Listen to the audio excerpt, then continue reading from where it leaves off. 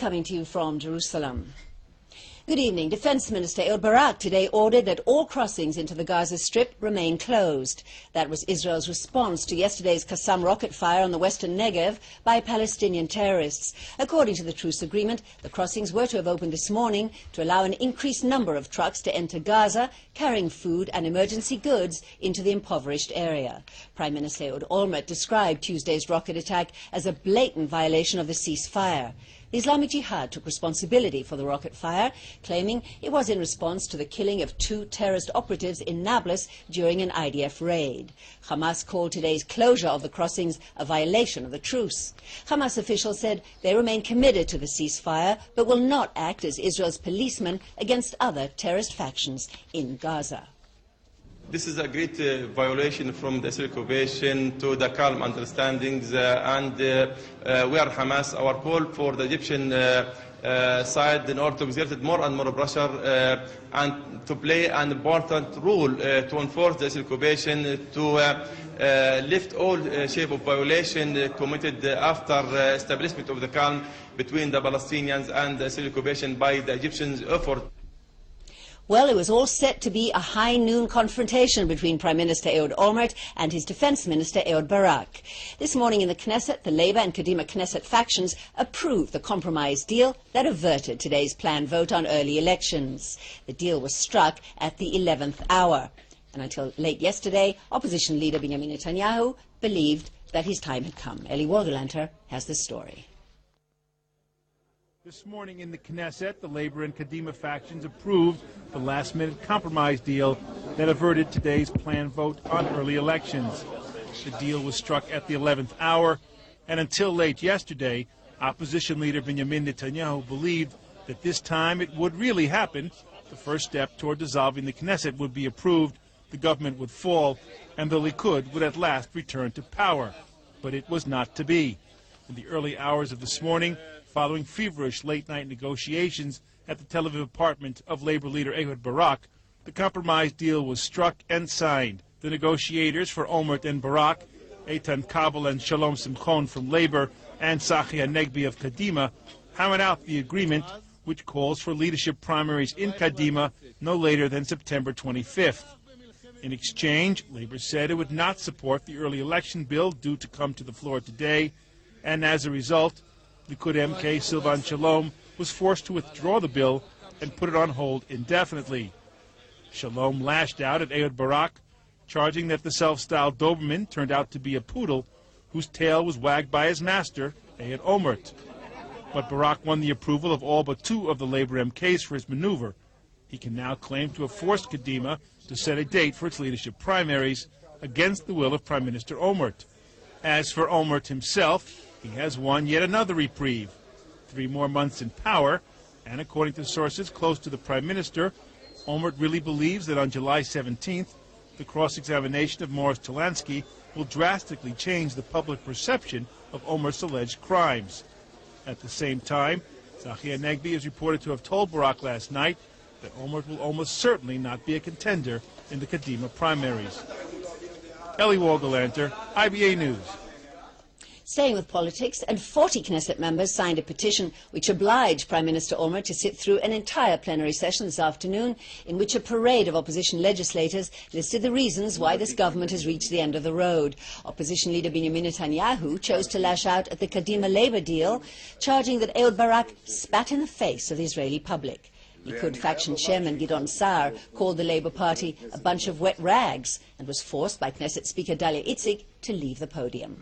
At the end of the session, Olmert fired back, saying to the opposition, the reason you oppose this government is that you do not want peace. Olmert said the release of kidnapped soldiers is his top priority and his toughest decision to make. Our negotiations with the PA, Olmert said, are the most serious Israel has conducted in years. Omri Sharon, the son of former Prime Minister Ariel Sharon, was released from Masyau prison today after serving 4 months of his 7-month sentence. His incarceration was reduced by 1/3 for good behavior. The Likud MK was convicted of illegal financing of his father's election campaign. Sharon will now be on parole for 2 months. He was greeted outside the prison by his brother Gilad and was expected to go directly to the Tel HaShomer Medical Center to visit his comatose father. Well, the spectacular Cords Bridge at the entrance to Jerusalem will be officially inaugurated in an elaborate celebration tonight. Among those in attendance will be the award-winning Spanish architect of the bridge, Santiago Calatrava. IBA's Erin Weiner headed over to the new landmark this morning for a pre-opening press conference and brought us this report. Praise him with the harp and the lyre. That is the verse in Psalms that inspired the harp-shaped Cords Bridge, symbolizing King David, who founded Jerusalem 3,000 years ago. Jerusalem is also a modern city, and it is a city of our time. We have all in mind the old city of Jerusalem, a city between walls with a middle-aged character, but indeed Jerusalem is a city with hundreds of thousands of inhabitants. It's a city who is growing continuously, and in my opinion, also it has a very dynamic and beautiful character. And I think this type of construction belongs to a city like that. The centerpiece of the multi-spar cable-stayed bridge is a 118-meter-high mast, and the angled cantilever tower consists of a single pylon, counterbalancing the 360-meter span with lengths of cable.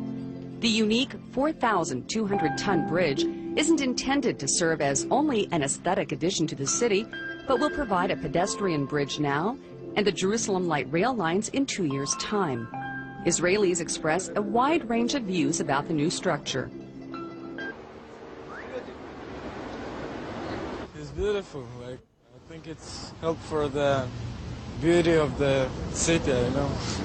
It's a beautiful architecture for Jerusalem, and it's also better for the people. At a cost of 220 million shekels, the construction has not been without controversy, however. All the money what you give for this, you can give for the people not have enough to eat. This I think. What I can say is that's a lot of money. I hope it's well used. I hope it'll serve the people well. Others simply fail to share the designer's vision. I think it sucks. It's ugly. That's what you think. It's just a giant phallic symbol with strings. Many expect that the bridge will become a landmark symbol of Jerusalem in and of itself. One bystander said that your bridge may become the Eiffel Tower of Jerusalem. What do you think about that? Well, I like it. This is Erin Weiner for IBA News.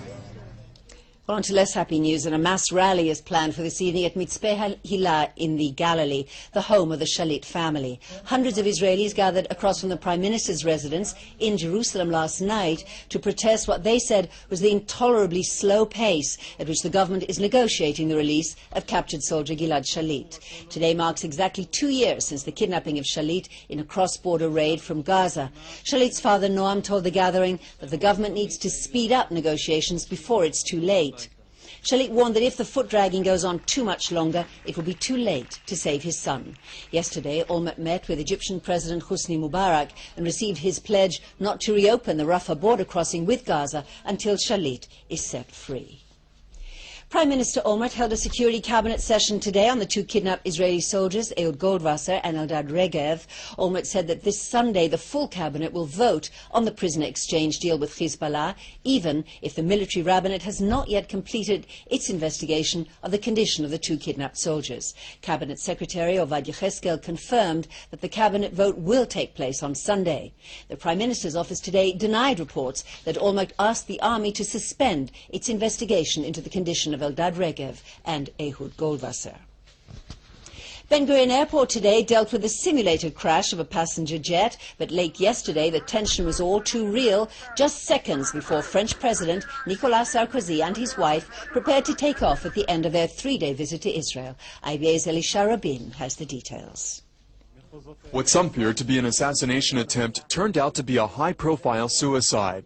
A border police officer allegedly shot himself yesterday while guarding the farewell ceremony for French President Nicolas Sarkozy at Ben Gurion Airport. The shot was barely audible over the military band serenading Sarkozy's departure, but bodyguards who heard the shot quickly put security procedures into action. Officers from the Shin Bet agency hurried Prime Minister Ehud Olmert and President Shimon Peres to a bulletproof car, while French security rushed Sarkozy and his wife, Carla, on board their plane. But the French president maintained composure throughout the incident, stopping at the top of his plane's gangway to wave goodbye to his hosts. Officials ruled out moments later the possibility that the shot was indeed an assassination attempt, and the all-clear was given for Olmert to bid farewell to Sarkozy. The Prime Minister boarded Sarkozy's plane to let the French first couple know what had happened and to say goodbye. Meanwhile, the family of the dead soldier thinks it's impossible that their son killed himself. The soldier's father said from the family's home in the Druze village of Beit John that his son had no reason to commit suicide. He was happily married with 2 kids. The family of the soldier believe their son's gun may have misfired, and they're pushing for an in-depth investigation into the matter. The soldier had been serving in the border police for the past 8 years after finishing his military service in the elite Givati unit. For IBA News, I'm Elisha Rabin. Well, back now to today's political developments in the Knesset. IBA's Eli Wargelenter asked MKs from across the political spectrum whether Labour was outmaneuvered by Kadima or perhaps vice versa.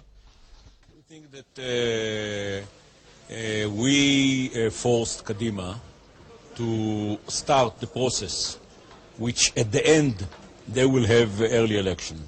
They were against it, and the mere fact that Olmert was not ready until yesterday night to speak about a specific date, but talk very not in specific terms about September, showed to me that it didn't mean that primaries will take place on September.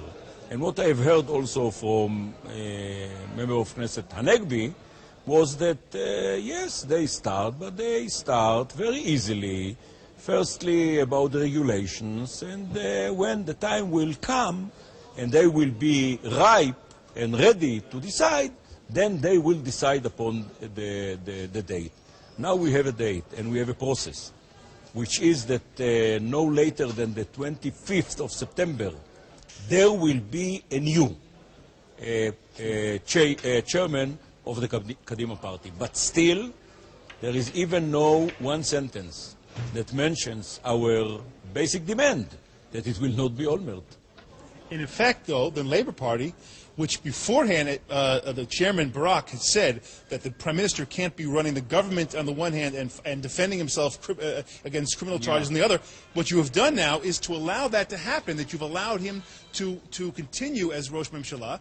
Yeah, but even if we would have gone for the motion today and voted for earlier election, it would have taken a long period of time also.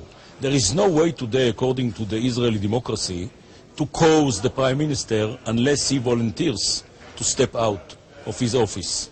And any process, will it be the process with voting for earlier election or any other process, unless one scenario. And the scenario is that our ministers will resign, and next week we will vote non-confidence against the government, and then after 3 months will be an election. But any other process will cause Olmert, or will cause a situation that Olmert will stay as Prime Minister at least until the end of September, and even 3 months in addition. Actually, the gaps between the Kadima position and the Labour position were not that great. There was a lot of mistrust, and this was, in my judgment, the reason for the bloated political crisis. And now that we're over the crisis, we can move back to the important issues rather than the political issues.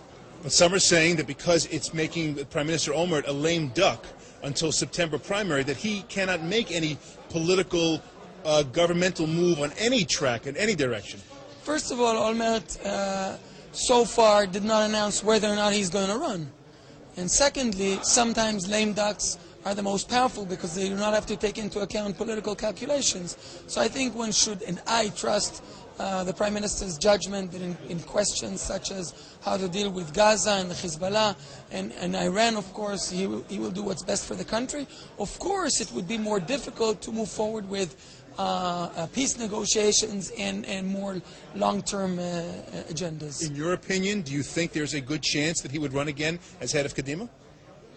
It's too early to tell. I think it depends on the outcome of the cross-examination. in mid-July, and then the Prime Minister would make his own assessment. Of course, we are very disappointed, like most of the people in Israel. But they outmaneuvered themselves, or actually the Labour Party was outmaneuvered by Olmert. Olmert showed today that he is the biggest crook in Israel. Barak asked for his resignation immediately, and the deal was that Olmert is ready to be re-elected by Kadima in September. Is that a chance? Is that a possibility that he could be re-elected Yes, in September? of course. I know with confidence that if he will not be indicted until September, he's going to run and also to win. So what Barak really got is that Olmert is ready to reassure his position. This is, of course, ridiculous. Olmert destroying Ehud Barak and the Labour Party altogether. But meanwhile, our democracy is in the worst shape ever. What can the government do in the next 3 months on any track? The real fear is that now Olmert will try rapidly to go for dramatic decisions in war and peace, either to go to some military operation in Gaza or elsewhere, or to give back the Golan Heights, or to make rapid peace with the Palestinians. This is, of course, totally wrong. And joining me now in the studio to discuss the political situation in the wake of the Olmert-Barak compromise is Mitchell Barak, political consultant, former aide to Ariel Sharon and Benjamin Netanyahu. Thank you so much, Mitchell, for being our guest today. Well, I think Netanyahu really thought this time it was going to happen. It was so close, and yet... Well, it was so close, but even if it passed in the first reading, it would still take a period of time before anything could really happen. Except that, yeah, well, Olmert would have fired the Labour ministers, he might have but fired, it didn't he might happen. have not. It didn't happen, but Okay. I think it's clear that this is the beginning of the end. You think so? I think so, because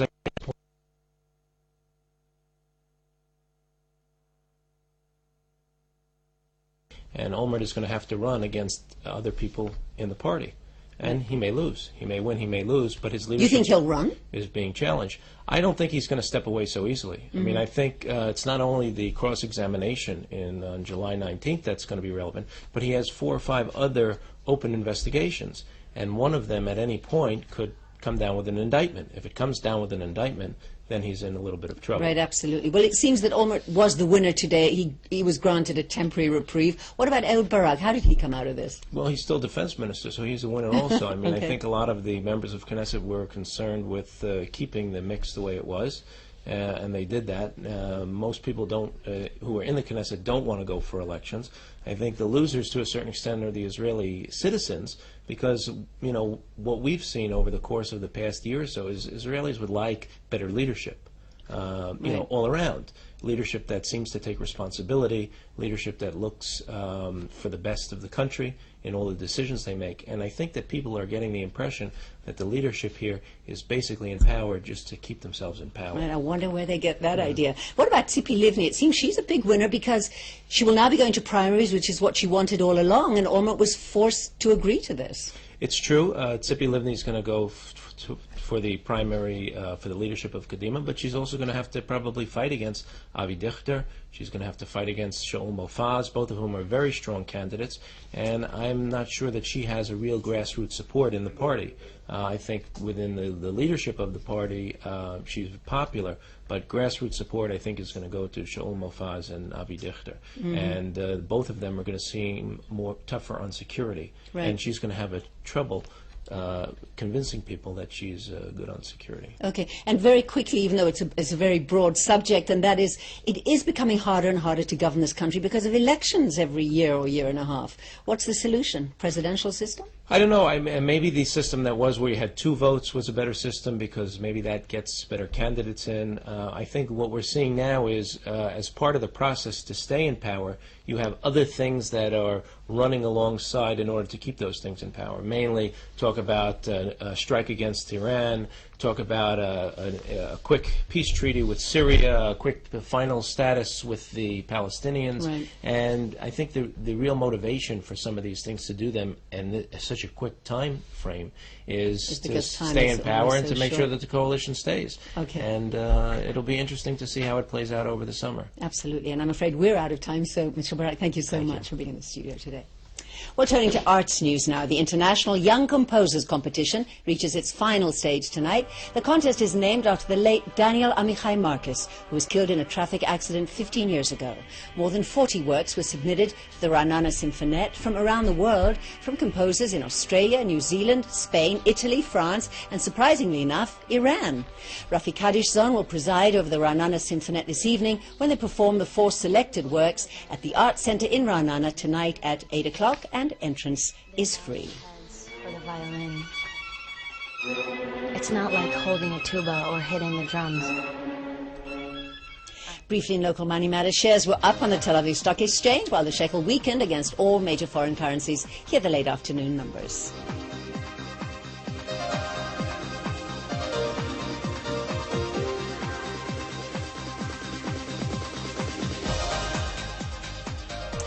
Taking a look at the weather, and temperatures will rise over the next few days with a break in the heat expected only on the weekend. Here are the highs and lows for the next 24 hours.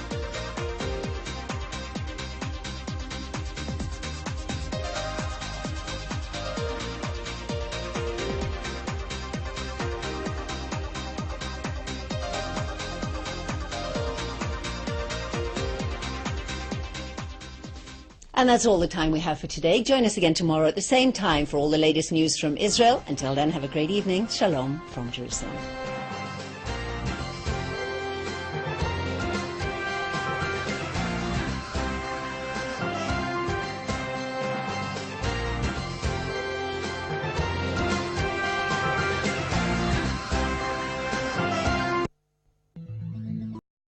Has the story.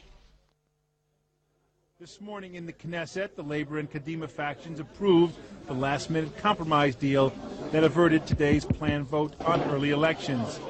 The deal was struck at the 11th hour, and until late yesterday, opposition leader Benjamin Netanyahu believed that this time it would really happen.